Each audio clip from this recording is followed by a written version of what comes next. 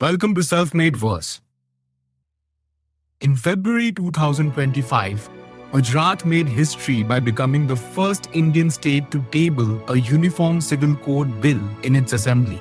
After 75 years of independence, one state has finally taken the bold step to implement Article 44 of our constitution. This isn't just another policy debate. This is about whether India can have one law for all citizens. Before we get into the details, let me quickly walk you through what this video covers. First, we'll examine why Gujarat chose to go first when even the centre has hesitated on this constitutional mandate. Then we'll break down exactly what the Gujarat Uniform Civil Code 2026 bill covers: marriage laws, divorce procedures, succession rights, and surprisingly, live-in relationships. We'll analyze the constitutional balance between Article 44's directive and Article 25's guarantee of religious freedom. Next, we'll explore the potential legal challenges this bill will face in courts and the political ripple effects across other states. And here's what might surprise you. Only one other place in India already has a uniform civil code, inherited from colonial rule. Now let's understand each of these properly. Starting from the beginning, why did Gujarat decide to take this historic step when the centre has remained cautious for decades? The Gujarat Uniform Civil Code 2026 bill represents a strategic constitutional move. Since civil matters like marriage and divorce fall under the Concurrent List, that's List 3 of the 7th schedule, states have the power to legislate even when the centre doesn't act. Gujarat chose careful timing, acting only after a state-appointed expert committee submitted its final report. This federal dynamic is crucial. Gujarat's move could encourage other BJP-ruled states to follow suit, creating a domino effect across India. When the centre hesitates on politically sensitive issues, states can take the lead. That's federalism in action. But here's where things get complicated. What exactly does this bill aim to change? Currently, different communities in India follow completely different legal systems for the same life events. The legislation targets 4 key areas where India currently has a patchwork of different laws. Marriage laws, where Hindus follow the Hindu Marriage Act of 1955.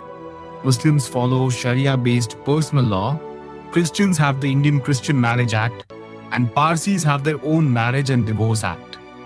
Divorce procedures, where grounds for divorce, maintenance obligations, and custody rights vary dramatically.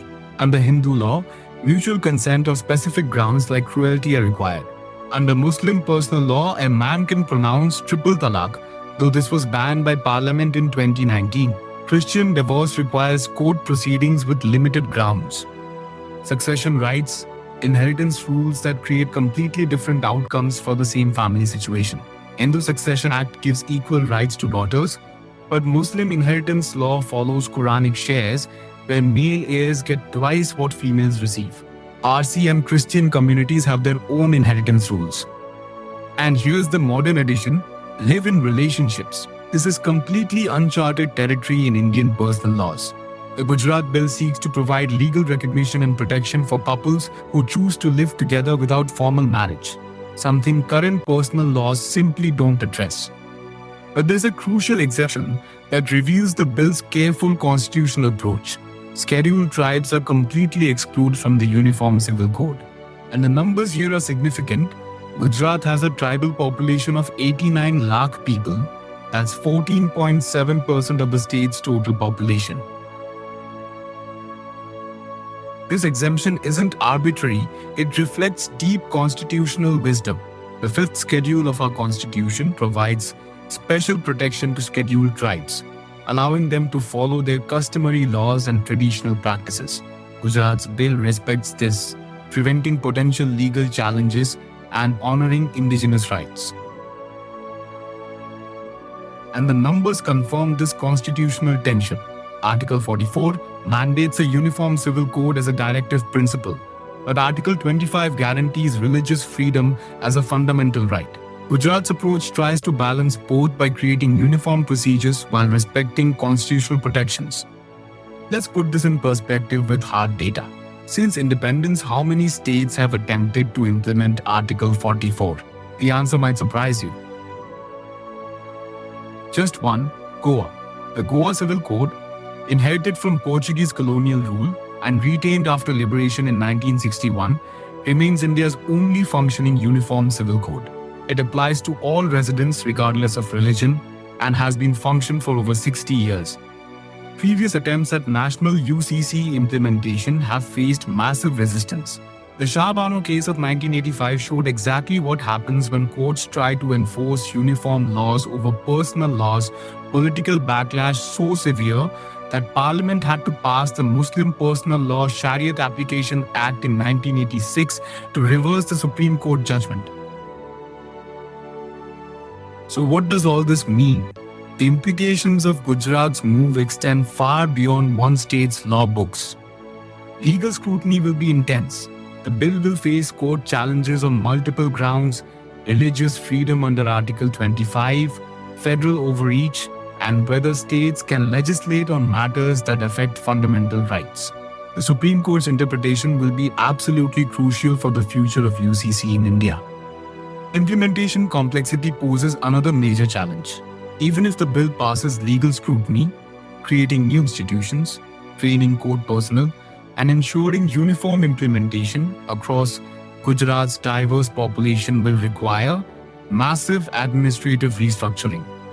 The political ripple effects are already beginning. Other BJP-ruled states are watching Gujarat's experiment closely. Uttar Pradesh, Madhya Pradesh, and Assam have all made noises about following suit. This could make UCC a central issue in upcoming state elections across India.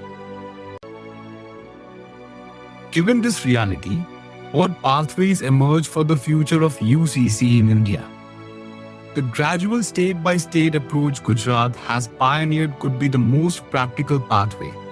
Rather than attempting national implementation, which has failed repeatedly, letting states experiment with UCC models allows for learning, adaptation, and building public acceptance over time. Constitutional clarity from the Supreme Court is essential. The court needs to definitively interpret the relationship between Article 44's directive and Article 25's guarantee. This clarity will determine whether other states can confidently move forward with their own UCC bills. Building consensus through dialogue rather than imposition will be crucial. The Gujarat model's exemption of scheduled tribes shows that successful UCC implementation must respect constitutional protections while achieving uniformity where possible. Before we wrap up, let's quickly revise the key terms you should remember for the exam. Article 44 is a directive principle of state policy that mandates a uniform civil code for all citizens. The fifth schedule provides special constitutional protection to scheduled tribes and their customary laws. Personal laws are religion-based legal systems governing family matters for different communities. The Concurrent List allows both union and state governments to legislate on subjects like marriage and divorce. The Shah Bano case of 1985 highlighted the conflict between uniform civil laws and personal laws. Alright, with those key terms in mind, let's step back to see the bigger picture. Gujarat's Uniform Civil Code Bill represents more than just state legislation. It's a test of whether India can balance unity with diversity, constitutional mandate with religious freedom, and federal authority with state innovation. The success or failure of this experiment will shape India's constitutional future for decades. Whether Gujarat's careful balance of uniformity and protection becomes a model for the nation or encounters insurmountable legal and social resistance will determine how India implements one of its oldest constitutional directives. The stakes couldn't be higher. This is about nothing less than defining what it means to be one nation with diverse traditions.